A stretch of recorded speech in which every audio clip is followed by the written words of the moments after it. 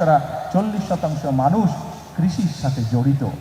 আমি আপনি আজকে আমরা যেখানে অতিথি হিসাবে আমরা যারা এখানে উপস্থিত আছে, মাঠে যত মানুষ উপস্থিত আছেন, এই মঞ্চে যত মানুষ উপস্থিত আছেন, আমি হয়তো সরাসরিভাবে কৃষির সাথে সম্পর্কিত নই, কিন্তু আমাদের পরিবারের কেউ না কেউ আছে যেই মানুষটি কৃষির সাথে সম্পর্কিত, সরাসরিভাবে এখনো সম্পর্কিত, আমাদের আত্মীয় স্বজন পরিবার পরিজনের।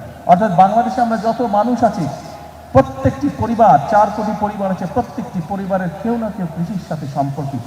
অর্থাৎ এই দেশের প্রধান পেশাই হচ্ছে কৃষি।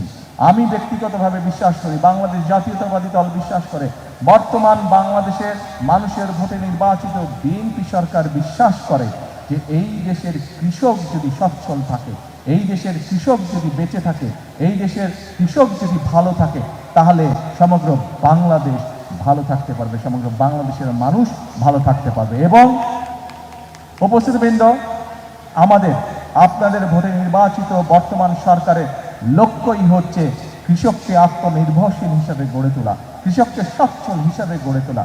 সেই জন্যই এই কৃষক কার্ড আমরা দিয়েছি। এরই ভিতরে আপনারা নিশ্চয়ই অবগত হয়েছেন যে এই কৃষক কার্ডের মাধ্যমে আমরা কৃষকের কাছে চেষ্টা করব ইনশাআল্লাহ সরাসরি 10টি সুবিধা পৌঁছে দিতে, যেই 10টি সুবিধার মাধ্যমে কৃষক তার অবস্থান অনেক ক্ষেত্রেই পরিবর্তন করতে সক্ষম হবে। একটু আগে আমি আমার বক্তব্যে বলেছি যে শহীদ রাষ্ট্রপতি জিয়া রহমানের সময় সমগ্র বাংলাদেশে খাল খননের মাধ্যমে কৃষককে সেচের সুবিধার আওতায় নিয়ে আসা হয়েছিল।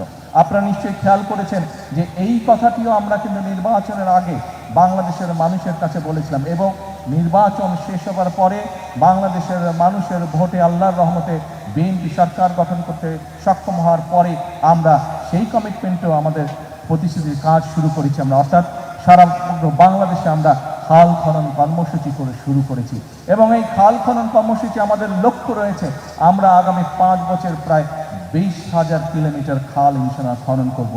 আমরা দেখেছি বাংলাদেশে অনেক জায়গা আছে যেখানকার কৃষকরা, দেশের ভিতরে অনেক জায়গা আছে যেখানকার কৃষকরা এমনকি বর্ষার সময় পর্যন্ত পানির কষ্ট তাদেরকে ভোগ করতে হয়। আমরা এই খাল খননের মাধ্যমে কৃষক ভাইদের কাছে, কৃষানী বোনদের কাছে আমরা সেই পানির সমস্যার সমাধান করতে চাই, পানি আমরা পৌঁছে দিতে চাই সঠিকভাবে তার কৃষি জমির জন্য। শুধু তাই নয়, এই খাল খনন করার মাধ্যমে আমরা আমাদের লক্ষ্য উদ্দেশ্য হচ্ছে বন্যার সময় যে অতিরিক্ত বর্ষণ হোক বা হঠাৎ করে যে পানি চলে আসে সীমান্তের ওপার থেকে, এই সমস্যাগুলোকে যাতে আমরা ম্যানেজ করতে পারি, সেই পানিগুলোকে যাতে আমরা পরবর্তী সময়ের জন্য ধরে রাখতে পারি, সেই জন্য খাল খনন আমাদের একটি লক্ষ্য। আর আরেকটি সবচেয়ে বড় লক্ষ্য, বিগত 50 বছর ধরে কৃষক ভাইরা বলেন, মানুষ তার চাহিদার জন্য বলেন, আমরা ডিপ টিউবওয়েল বলেন ব্যবহার করতে করতে আমাদের মাটির নিচে যে পানি আছে সেই পানির স্তর অনেক নিচে চলে গিয়েছে, যা সামগ্রিকভাবে দেশ এবং মানুষের জন্য একটি ভয়াবহ ব্যাপার।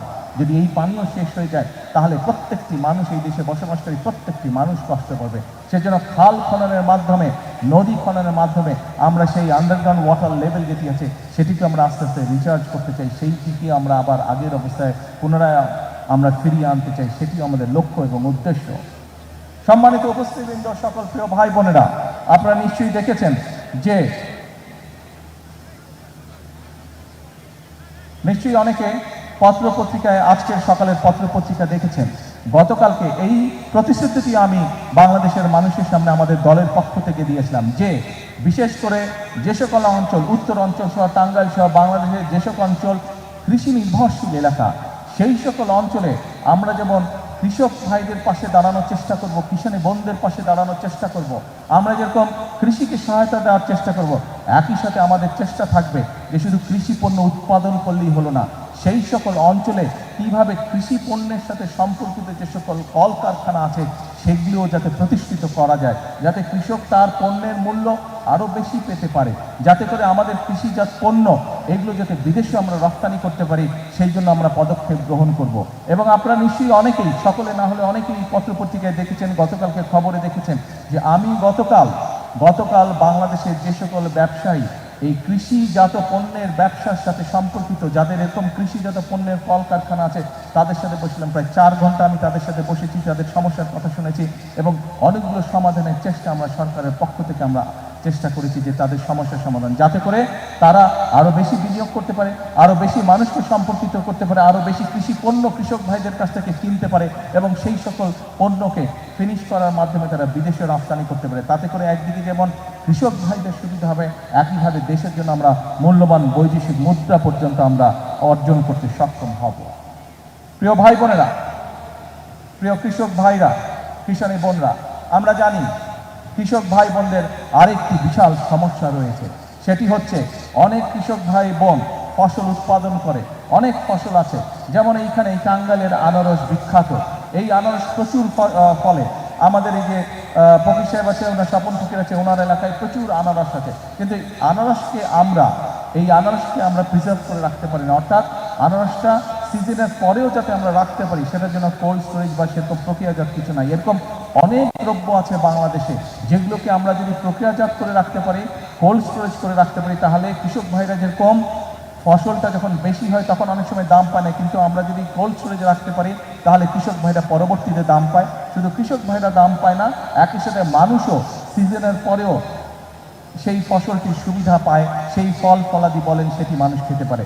সেই জন্য এরই ভিতরে আমরা বিদেশিদের সাথেও কথা বলেছি, বিভিন্ন দেশ উৎসাহী ইন্টারেস্টেড এই বিষয়ে আমাদেরকে সহযোগিতা করার জন্য। বাংলাদেশের অনেক ব্যবসায়ীরা তারা উৎসাহিত এই বিষয়ে পদক্ষেপ গ্রহণ করার জন্য। আপনাদের নির্বাচিত বিএনপি সরকারও এই পদক্ষেপ গ্রহণ করছি, এ ব্যাপারে ইনশাল্লাহ কাজ করছি। আমরা চেষ্টা করছি বিভিন্ন জায়গায়, যে সকল জায়গায় ফসল নষ্ট হয়ে যায় কোল্ড স্টোরেজ হবে, সেখানে ধীরে ধীরে আমরা কৃষক ভাইদের সুবিধার জন্য আমরা কোল্ড স্টোরেজ তৈরি করব, যাতে কৃষক ভাইরা তাদের ফসলের মেয়াদ আরও বেশি টাইম পর্যন্ত ধরে রাখতে সক্ষম হয়। প্রিয় ভাই বোনেরা, প্রিয় কৃষক ভাইরা, কিষানী বোনেরা, সকল উপস্থিতবৃন্দ, প্রিয় ভাই বোনেরা, একটি কথা আজকে পরিষ্কারভাবে আপনাদের সামনে আমি তুলে ধরতে চাই। আমরা যদি সকল পর্যালোচনা করি, আমরা দেখব এই বাংলাদেশে একমাত্র বিএনপি সরকার যতবার এই দেশ পরিচালনার সুযোগ পেয়েছে, বিএনপি সরকারই চেষ্টা করেছে কৃষক ভাই বোনদের পাশে দাঁড়ানোর জন্য। আপনারা বিএনপির উপরে বিগত নির্বাচনে আস্থা রেখেছেন, ইনশাল্লাহ এই সরকার আপনাদের সেই আস্থার পূর্ণ মর্যাদা দিবে। আজকের এই অনুষ্ঠানে আমি বলতে চাই, এখন আমাদেরকে দেশ গড়ার সময়। কৃষক ভাইদের পাশে আমরা যেরকম দাঁড়াবো, একই সাথে আমরা আমাদের দেশের আমাদের দেশের নারী সমাজ আছে, তারা হচ্ছে দেশের অর্ধেক জনসংখ্যার অর্ধেক। নারী সমাজকে যদি আমরা স্বাবলম্বী করে গড়ে তুলতে না পারি, তাহলে এই দেশকে আমরা সামনের দিকে এগিয়ে নিয়ে যেতে পারবো না। এবং সেই কারণেই আমরা প্রতিশ্রুতি দিয়েছিলাম যে আমরা যদি সরকার গঠন করতে সক্ষম হই, তাহলে আমরা বাংলাদেশের মা বোনদের জন্য, নারীদের জন্য, আমরা পরিবারের নারী প্রধানের জন্য আমরা ফ্যামিলি কার্ড চালু করব। আল্লাহর রহমতে সেই কাজ ছিল পাইলট প্রজেক্ট, আলহামদুলিল্লাহ আমরা শুরু করতে সক্ষম হয়েছি এবং পর্যায়ক্রমিকভাবে আগামী 5 বছরের ভিতরে আমরা বাংলাদেশের চেষ্টা করব সকল নারী প্রধান পরিবারের কাছে এই কার্ডের সুবিধা পৌঁছে দেওয়ার জন্য, এই কার্ডটি পৌঁছে দেওয়ার জন্য। অর্থাৎ এই সরকার জনগণের সরকার, এই সরকার কৃষক বলুন, এই সরকার দেশের মা বোনদের কথা বলুন, মসজিদের ইমাম খতিব সাহেব সহ অন্যান্য ধর্মীয় যারা গুরু আছেন তাদের কথা বলুন, ছাত্রদের কথা বলুন, শ্রেণী পেশা নির্বিশেষে প্রত্যেকটি মানুষের পাশে দাঁড়ানোর চেষ্টা করবে। আমাদের লক্ষ্য হচ্ছে দেশের উন্নয়ন, আমাদের লক্ষ্য হচ্ছে দেশের মানুষের ভাগ্যের পরিবর্তন। সেই জন্যই আমরা বলে থাকি, করব কাজ, গড়ব দেশ। সবার আগে কে? সবার আগে কে? সবার আগে বাংলাদেশ। প্রিয় ভাই বোনেরা, আসুন আমরা এই দেশের প্রত্যেকটি নাগরিক, আমরা রাজনীতি করি বা না করি, আমরা কৃষি বা না হই, আমরা ছাত্র হই না হই, আমরা ব্যবসায়ী হই বা না হই, যে মানুষই হয়ে থাকি না কেন, যে পেশার মানুষই হয়ে থাকি না কেন, প্রত্যেকের আমাদের একটি আকাঙ্ক্ষা আছে, নিজের দেশটিকে আমরা ভালো দেখতে চাই, নিজের দেশটিকে আমরা সুন্দর দেখতে চাই। আমরা নিরাপদে এই দেশে বসবাস করছে, এই দেশের মানুষ, এই দেশের সন্তানেরা এই দেশেই বড় হচ্ছে, স্বাচ্ছন্দ্যে বড় হচ্ছে, খেয়ে পড়ে ব্যবসা বাণিজ্য চাকরি বাকরি করে নিরাপত্তার সাথে বড় হচ্ছে। আমাদের লক্ষ্য সেটাই, আমরা সেই লক্ষ্য অর্জন করতে চাই। কিন্তু সেই লক্ষ্য অর্জন করা সম্ভব একমাত্র যদি জনগণের সহযোগিতা থাকে, একমাত্র যদি জনগণের সমর্থন থাকে। সেজন্যই আমরা জনগণকে সাথে নিয়ে চলতে চাই, জনগণকে পাশে রেখে চলতে চাই, জনগণকে সাথে নিয়ে সামনের দিকে বাড়তে চাই, দেশ গঠন করতে চাই। আজকে এই কৃষক কার্ড উদ্বোধন করার মাধ্যমে আবারও আমি বাংলাদেশের সকল শ্রেণী পেশা সমাজের সকল শ্রেণী পেশার মানুষকে আবারও দেশ গঠনের আমন্ত্রণ জানিয়ে আমার বক্তব্য শেষ করছি। আল্লাহ হাফেজ। বাংলাদেশ জিন্দাবাদ। অসীম ধন্যবাদ ও কৃতজ্ঞতা মাননীয় প্রধানমন্ত্রী।